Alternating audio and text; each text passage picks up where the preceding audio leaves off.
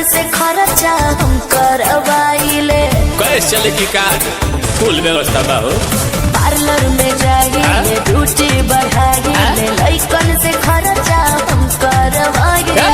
Bobby Banaras के पान भइलू, बॉबी बनारस के पान भइलू, कातना लइकन के जान भइलू, गोरी लागत कि अब के सियान भइलू, गोरी लागत कि अब के सियान भइलू।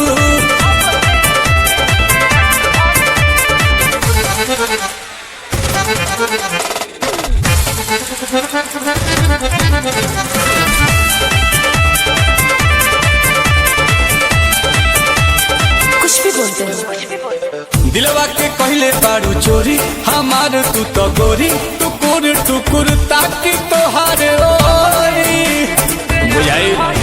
लेको मी के लिपस्टिक लगाइले,